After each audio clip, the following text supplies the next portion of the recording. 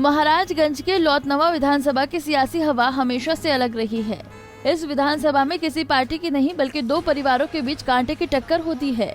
यहाँ हर बार दो परिवार आमने सामने होते हैं और इनके बीच ही वोटों की लड़ाई सिमट कर रह जाती है।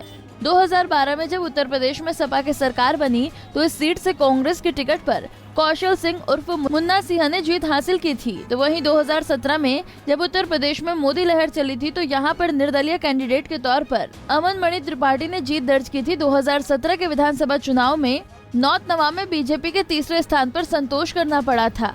इतिहास के झरोखों में नजर डालें तो पता चलता है कि यहाँ मुख्य मुकाबला त्रिपाठी और मुन्ना सिंह के परिवार के बीच रहा है। प्रदेश में किसी भी पार्टी की लहर चल रही हो, लेकिन इस विधानसभा की सीमा पर आते ही ये लहर दम तोड़ देती है।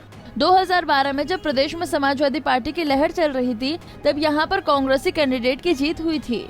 कांग्रेसी पार्टी के टिकट पर कौशल कुमार सिंह उर्फ मुन्ना सिंह ने 76,584 वोट हासिल कर जीत दर्ज की थी। तो वहीं सपा के टिकट पर चुनाव लड़े अमन मणि को 68,747 वोट ही मिल पाया था। वहीं 2017 में जब यूपी में मोदी लहर चल रही थी तब लौतनवा एक अलग ही रास्ते पर चल रहा था।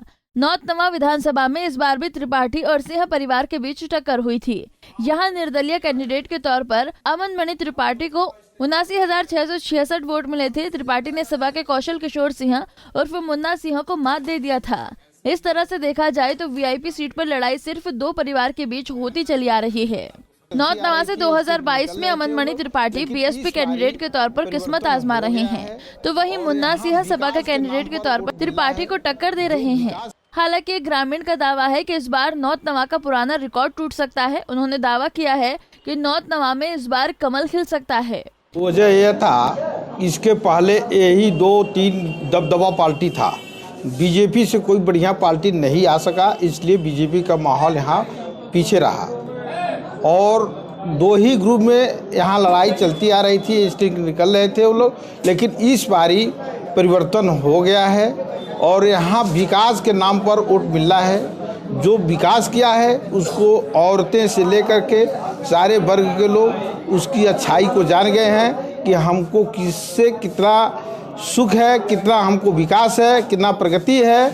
हर चीज़ देखते हुए अब की जनता और महिला ये मूड बना रखा है कि हमको अब की बारी विकास के नाम पर वोट देना है और विकास को ही जिताना है। जीतने के लिए यहाँ बीजेपी का माहौल अच्छा है और अच्छे वोट से निकलेगा। लौतनवा में एक बार फिर त्रिपाठी परिवार और मुन्ना सिंह के परिवार में जोरदार टक्कर चल रही है। महाराजगंज का सबसे हार्ड सीट लौतनवा जो कभी तय करती थी यूपी का कौन होगा सियासतदान।